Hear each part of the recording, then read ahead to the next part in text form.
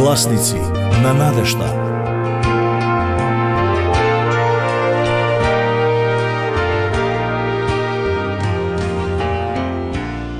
Глава 30. После материјалното. Во овој живот ние сме ограничени заради местото и некои тешки фактори во нашиот живот. Не знам каде си ти, но каде и да си, ти си ограничен поради локацијата. Да се биде физички, ние се справуваме со материјалното во животот. Секојдневно се спротивставуваме на тешките факти во животот, но нашите умови ќе не однесат над материјалното. Господ го направи тоа можно за мене да патувам во 29 земји низ светот. Искуството од патувањата ми се пред мене, од различните места каде што сум бил, но во мене јас можам да отидам после материјалниот свет. Во нашите мисли ние може да патуваме насекаде, подалеку од нашата материјална околина. Исус не поучуваше за големи вистини за овој факт.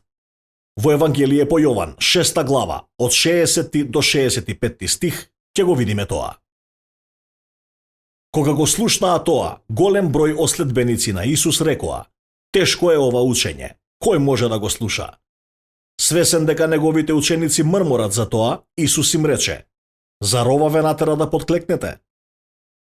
А што ако ме видите мене, синот човечки, како се искачува на небото каде што бев порано? Духот е тој што дава живот, а не човечкото тело. Зборовите што ви ги кажав се од тој животодавен дух." Но меѓу вас има некои што не веруваат. Исус го рече ова, затоа што од почетокот знаеше кои се тие што не веруваат и кој ќе го предаде. Потоа им рече: "Затоа ви реков дека никој не може да дојде кај мене ако тоа не му е овозможено од небесниот татко."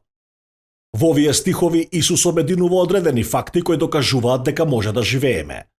Тој ги подучуваше за неопходноста да се хранат и напојуваат од него за да живеат. Ајде да ги разгледаме тие факти заедно. Првиот факт – разумна бариера. Луѓето кои мрмореа за него и велеа: "Тешко е ова учење", целосно зависеа од нивните 5 сетила – допир, вкус, вид, слух и мирис. Тие ја формираат нашата разумна бариера. Ние сме свесни за работите околу нас со нашите 5 сетила. Ова е разумна бариера. Луѓето рекоа: "Ние не разбираме што тој кажува." Тоа беше тешка изрека и им беше тешко да излезат од 5 сетила. За тоа да се направи, потребно е повеќе од допир, вкус, вид, слух и мирис. Што се бара? Мој пријателе, се бара вера, се бара верување кое што е искуство после 5 сетила, после материјалното. Многумина дојдоа против овие бариери и застанаа таму. Тие рекоа: "Не можам да го разберам ова", и си заминаа. Сега, мој пријателе, не треба да си заминете затоа што ова е разумна бариера, но не е невозможно, затоа што со вера ти можеш да ја надминеш и да ја поминеш таа бариера. Вториот факт е духовно тело. Физичката храна е за физичкото тело. Сите ние го знаеме тоа. Физичката храна е неопходна за човечкото тело. И тоа го знаеме. Сепак Исус рече: "Телото не носи ништо." Со други зборови, доаѓа крај на човечкото тело. Смртта доаѓа, но ние сме сигурни од зборовите на Исус дека тој ќе го воскресне телото повторно во последниот ден. Во исто време има крај на нашето физичко постоење и нашата смртност. Затоа Исус рече дека телото не носи ништо.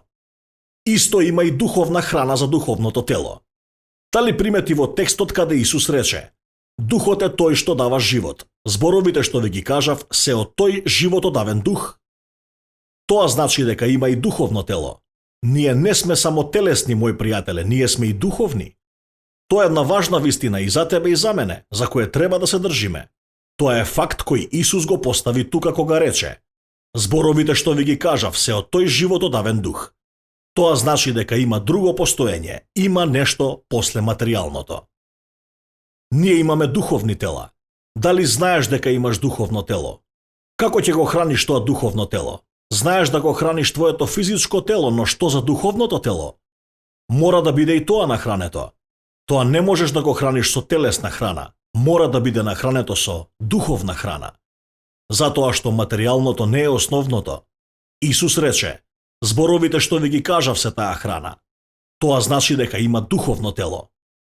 Има и трет факт кој што Исус го донесува заедно, а тоа е надприроден мост. Сега, мои пријателе, ова е многу клучно. Баш тука треба да обрнеме големо внимание, затоа што клучната поента е верување. Исус рече: "Но меѓу вас има некои што не веруваат." Ох, каков свет е затворен за живот од неверување. А каков цел нов свет е отворен со верување.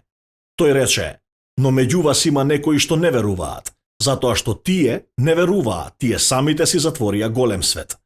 Тие не го поминаа тој надприроден мост кој веќе беше изграден." Кога Исус продолжи да објаснува дека клучниот начин е од таткото, нема сомнеш за тоа. Исус им рече: "Затоа ви реков дека никој не може да дојде кај мене ако тоа не му е дадено од небесниот татко." Многу важен мост беше изграден. Тој рече: "Мостот е изграден, а тоа е Исус Христос. Сега немој да се обидуваш да најдеш друг мост или пак друг пат, затоа што не постои. Надприродниот мост е веќе изграден, ти само треба да го преминеш со вера. Тоа е после материјалното и ти мора да го прифатиш надприродниот мост кој веќе е изграден и тогаш ти ќе можеш да поминеш после материјалното.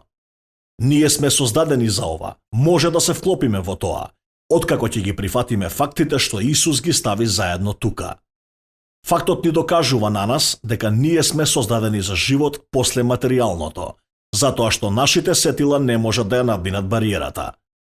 Таму е, верувај ми, постои и духовно тело и надприроден мост со кое ние може да го поминеме материјалното. Гласници на надежта.